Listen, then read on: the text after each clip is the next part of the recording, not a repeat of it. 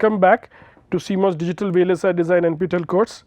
We were discussing in the previous lecture about dynamic power dissipation, and we saw that it was equals to alpha times CL VDD square into F, where F is the frequency of operation. We go to the next one, which is basically short circuit power dissipation. What happens, if you remember that when we were discussing the voltage transfer characteristics of the device, and we got something like this as the voltage transfer characteristics, which is something like this, which is like this, and it becomes like this. Then what happens is that somewhere in the middle, where V in was equals to almost equals to VDD by 2 approximately, right, you had at this place both NMOS and PMOS in saturation region, and they were both equally on, right. So, if you get back into that and see here, so when the input is going from 0, when the input is going from say 0 to 1, I will have or from 1 to 0, or from 1 to 0, then somewhere in the middle here or here is the point where V in is going from 0 to VDD. So, almost half the VDD will be available here. So, this will be approximately equals to VDD by 2. At this case, this will be on and this will be also on, and therefore, there will be a short circuit path between VDD and ground, and this is the ground, and therefore, there will be a heavy current flowing from this VDD rail to the ground rail, right.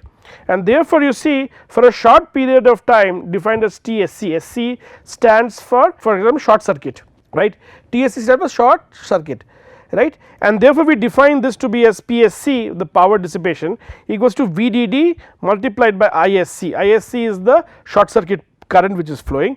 This has to be multiplied with the probability of 0 to 1 and to 1 to 0. Why? Because every time I go from 0 to 1 or 1 to 0 in the input side, I will always cross the point of VDD by 2, and therefore, the probabilities are additive in nature here, and therefore, the total power will be given as VDD into ISC into P 0 to 1. This will be added with VDD ISC plus P 0 to 1, and this will be 1 to 0. So, this will be the total static power dissipation available to you, and therefore, if you superimpose over this the idea of power current, the current will be maximum here, the short circuit power, and then will go down. Why go down? Here it ideally is 0, because one of the devices is cut off. So, there is no direct path between ground and the VDD, and here there is a direct path, and therefore, you will see a large amount of short circuit power dissipation here. Let me give the leakage power consumption, which is the third power consumption available to us, and this leakage is primarily because you will have, first of all, one is the subthreshold leakage, right. This happens when the gate voltage is just below threshold, which means that VG is just below threshold voltage of the device. You assume that in ideal case this should be off, but in reality not off.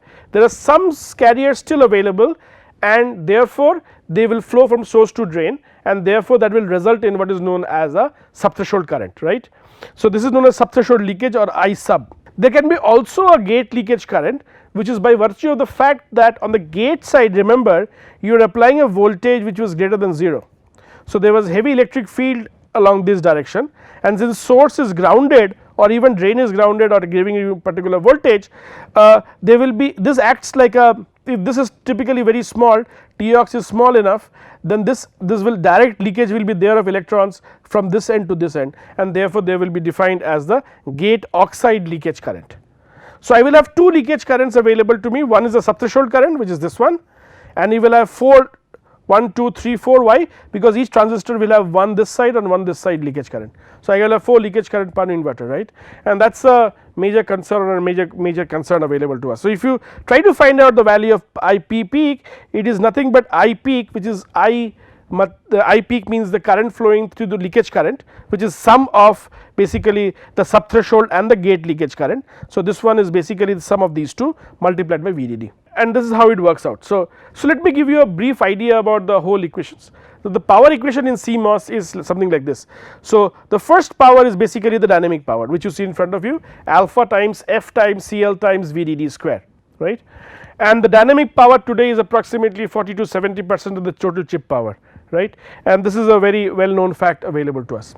The second which you see in front of you is basically the short circuit power, and we discussed, and this is about approximately 10% today, and it is decreasing. Why? Because what you can do is basically, if you can make your rise and fall times, right, of the input wave very small. So rather than, let me give you an idea, so rather than you're rising like this, if you can rise, input rise can be something like this, or if ideally if something like this, then the time till which NMOS and PMOS are on will be larger in this case as compared to this case, as compared to this case. This will be almost equals to 0, and this will, it is a 1 nanosecond, this will be say 5 nanosecond. So if the time is larger, more current will be flowing and therefore more power will be there. So if you can reduce the rise and fall time of the input waveform, you can actually achieve a lower value of the short circuit power dissipation. You also the leakage power dissipation, which you can see here, this is the leakage power dissipation, and it is increasing. So who is decreasing? The middle one is decreasing, which is the leakage power is decreasing, but it is decreasing relatively, but my frequency, my leakage power because of leakage is going on increasing. But please understand, if you increase the frequency of operation, which is this one, your dynamic power will increase. What comes to our help is that, please understand, this power is a quadratic dependence on VDD. So if you are able to lower your VDD slightly, you will have a quadratic decrease in the dynamic power, and that is a major issue which comes into picture. You see, if you see again very closely, that obviously power will have a VDD term. So all are having a VDD term which is common to all of them. So if you can scale down your VDD even without any knowledge of the chip design, you can actually lower your power dissipations to a drastic level. So that is a general idea or general scheme of things which we are actually looking into. So let me come to the dynamic power here. The dynamic power is, as I discussed with you, is required to charge or discharge the load, right, and therefore one cycle will involve one rising and one falling output, as I discussed with you. On rising output, when the output is rising, it will charge the capacitor to a value Q equals to CVDD, and on falling output the same charge is dumped onto the ground. So you will have dumping in the ground, and this repeats how many times? T into FSW, which is basically the FSW is the frequency of the input waveform, multiplied by capital T, where capital T is the interval which is happening to you. So this repeats itself and you will have dynamic power available to you in that case. Now if you look at the dynamic power, again I am not deriving the whole dynamic power equation, but let me give you an idea about what the dynamic power is all about, how I get the dynamic power. So I get 1 by T into IDD into VDD, as I discussed with you. From where to where should you integrate? From 0 to T, right, because 0 to T is the time at which your input waveform is going from low to high or high to low. If you take VDD, because VDD is obviously constant, you can bring it outside the integral, and I get VDD by T, 0 to T IDD T, and therefore VDD by T IDD T can be written as T FSW into C into VDD, because this is Q, this is basically your Q multiplied by T times FSW. If you remember the previous discussion which we are having, so if you look very carefully, Q is equal to C times VDD is the amount of charge which you see in front of you, and T into FSW is basically the amount of repetition happens when this charge has to be dumped onto the ground. With this knowledge, what we get is that if you multiply therefore T into FSW multiplied by the charge Q, I get the total current, and therefore from there if you solve this equation, then I get C into VDD square. So this is the VDD here, I get VDD square into FSW, the frequency of operation. I also get C coming into picture, because effectively 1 by T comes out, this C will be there which is available to me. So this takes care of so this T cancels with this T and we are left with this expression available to us. So this exactly the same thing which we were discussing in the previous slide. Now as I told to you, dynamic will also have a factor of alpha, which is basically the activity factor. Now if alpha equals to half, right, and if alpha is equals to 0.1, then or alpha is equals to 1, then at respect to alpha equals to 1, if I reduce the alpha to 0.1, I will have approximately 90% reduction in my dynamic power without even altering the frequency. But what the cost I am paying for it is basically that my performance actually starts to go down. I will tell you the reason why. When alpha is 1 and alpha is 0.1 primarily means out of 10 clock cycles, when you are using the CMOS was actually giving 0 to 1 transition 10 times when alpha is equals to 1. So heavy switching was there and large amount of data was pumped into the whole system. But if it is 0.1, it primarily means 1 out of 10 data, 1 out of 10 clock cycles was a power consuming cycle, right, which means that you are only allowing to do one switching per 10 cycle, which basically implies that you are ending up having a less amount of data available to you, which results in a lower power dissipation, but the cost you pay for it is possibly the performance, right. So, static gate typically has got a value of alpha equals to 0.1. We will discuss dynamic gates have half, and as I discussed with you, depending upon the number of clock cycles, alpha can be defined and activity factor can be defined very easily in this case. As I discussed with you, what is static power? Static power is a power which is consumed even when the chip is in a sleep state or in the sleep mode, and you do not have any direct path available to you between short circuit and ground, but because of leakages there will be some amount of power being dissipated, right. If you have ratioed circuits, what is the meaning of ratioed circuits? Those circuits in which the W by L ratio of pull up, which is PMOS, and pull down, which is NMOS, determine the functionality of the chip. In such a scenario, higher the W by L is available to you, more current will be flowing through it, and therefore it will consume a larger power or will draw a larger power from VDD rail. For example, if you make PMOS W by L larger, then you will be drawing larger amount of power from the VDD rail, right. Whereas if your W by L for NMOS is larger, you will be able to dissipate the power from the capacitor onto the ground in a much faster pace, right. So, this thing should be clear to all of you. Now, leakage power is given by the standard formula which you see in front of you. Here Vt is the thermal voltage, N is a factor which goes from 1, the ideal value of N equals to 1, Vgs is the applied gate voltage, Vt is the threshold voltage of the device, and this is by virtue of the body effect in consideration. But static power can be reduced drastically by doing body effect. That is what I wanted to tell you here, that if you want to reduce IDS, which is this one, you need to make your Vt larger and larger, right. If you make your Vt larger, Vgs minus Vt reduces, and therefore e to the power Vgs minus Vt by eta Vt will actually reduce drastically, right. So, I have got two Vts here, one Vt is threshold voltage and this Vt is basically your the thermal equivalent voltage Kt by Q. If you make your Vt large, therefore, as you can see, you can actually reduce your leakage power. So, this is a standard technique people do, that using body effect they try to raise the threshold voltage of the device, which we have already studied, and that will make your static power dissipations lower, right. So, let me just therefore give you what important issues are there as far as reducing the dynamic power. So, as I discussed with you, do nothing else, the best methodology available to you is just reduce the suitable VDD, right. Please keep in mind that when you reduce VDD, you also reduce the current, right, and therefore your power dissipation goes down. But when you reduce your current, then the amount of time taken to charge your output load capacitance also becomes larger, right, and therefore your delay starts to become higher, which means that now I am trying to reduce my dynamic power dissipation at the cost of what? At the cost of a larger delay at my output, and this is the price I pay for it. So, similarly, if I therefore go to the other side of the story, if I make my VDD large, then maybe what I am trying to do is I am increasing the current, and therefore I am decreasing the delay because I am able to charge the capacitor very fast. At the same instant of time, ID into VDD, which is the power, will actually rise up. So, therefore, power and delay just they go opposite in nature, right. So, reduce your VDD, you can also reduce, you can work with the lowest operating frequency. So, not every time you have to work with the highest frequency, right, you can work with low. For example, certain affairs or certain digital logic designs, not always you have to work at a very fast pace, right, you can actually lower down your pace slightly, right. When you lower down your frequency, your power dissipation reduces. Similarly, we do a clock gating or sleep mode, that you do not let the alpha to go higher, which means that you do not allow the CMOS to go to have larger 0 to 1 transitions within the clock cycle. So, the techniques used are clock gating and sleep mode.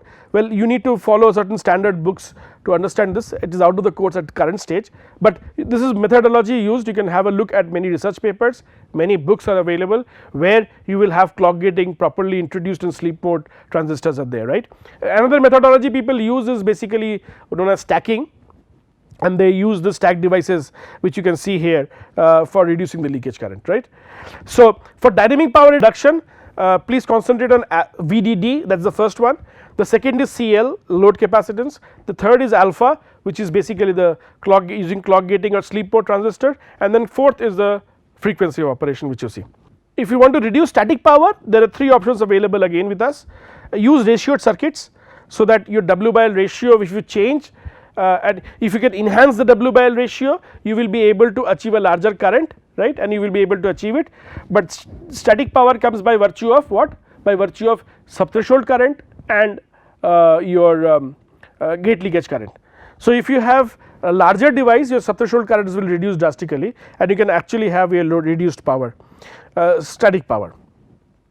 Use low VT devices. Low VT devices, if you use it, then your static power will automatically reduce because the leakage current reduces, and you can use leakage detection techniques such as stacked devices, body bias and low temperature. Body bias will make the threshold voltage high or low, and therefore it will reduce your power drastically. So, these are the few techniques by which you can actually reduce your power. Now, let us look at dynamic power, right.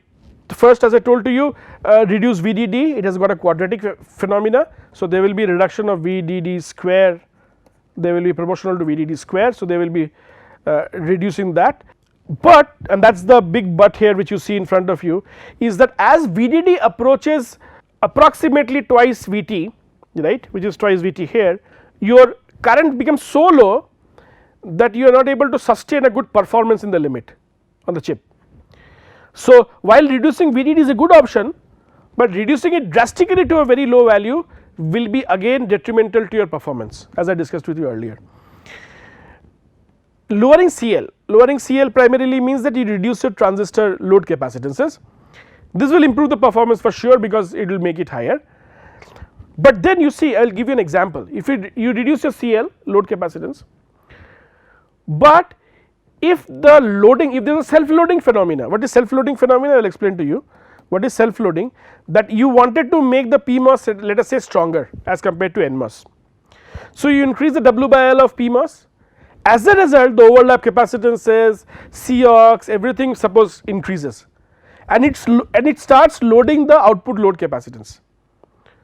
So, this is known as self loading. The circuit itself, you want to improve it by improving the W by L ratios, but the cost you pay for it is that it starts to load the capacitance outside. This is known as self loading phenomena, right, and you do not want that self loading phenomena to occur, and therefore keep the transistor minimum sized. So, keep it W by L ratios, L should be minimum as per the technology domain, and keep W by L ratio as per the this thing. So, as I discussed with you, keep your switching activity at the lowest, and therefore switching activity is a function of signal statistics, and it also depends upon logic and every design. And I already discussed with you, switching activity is a function of the type of gate which you are using. So, the type of logic gate you are using will determine your switching frequency. Switching frequency is 0 to 1, right, and that's how I define a switching activity.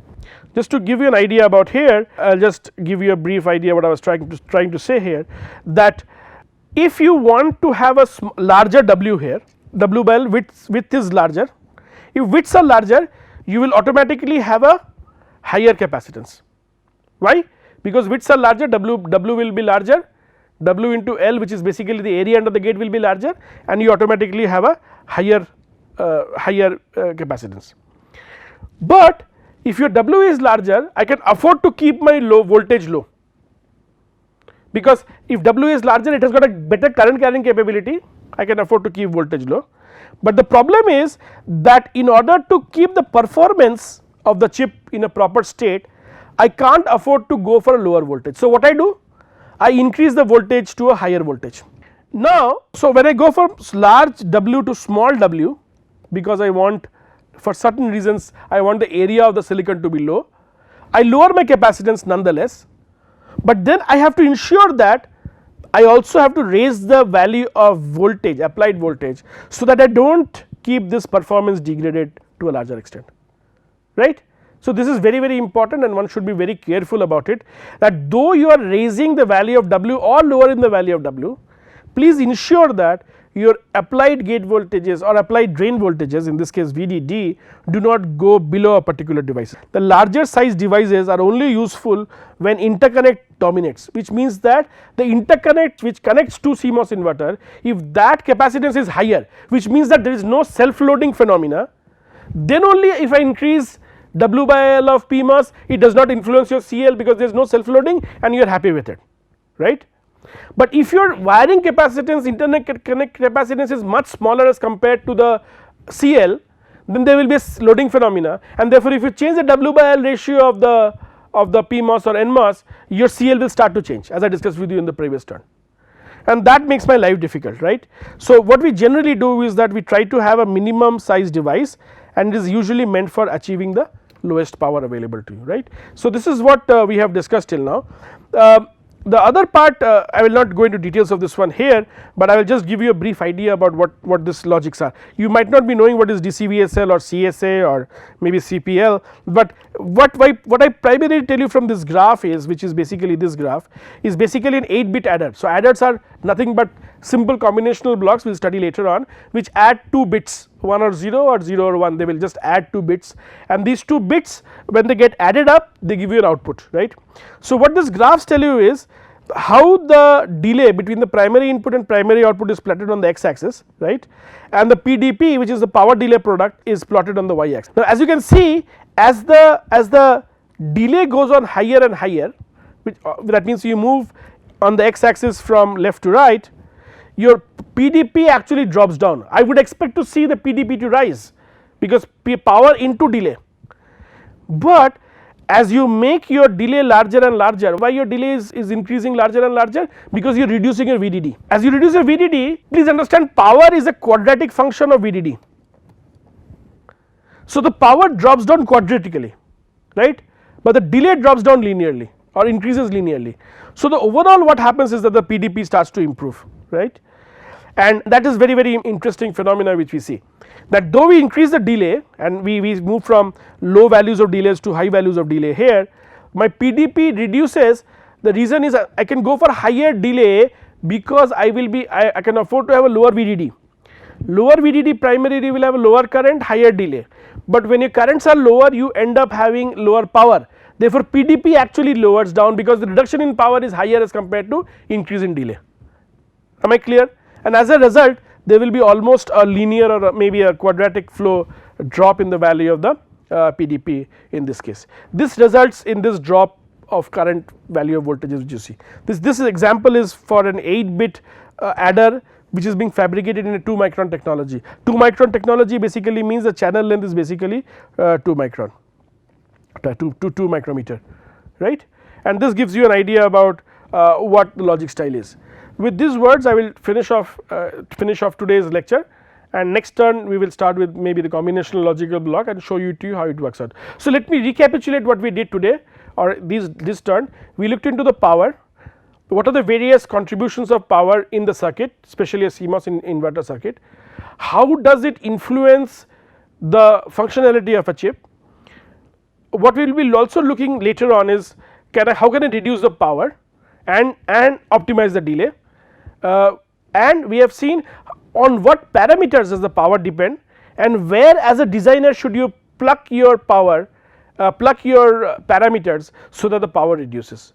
With these words I thank you for listening to this lecture, and we will meet next time. Thank you very much.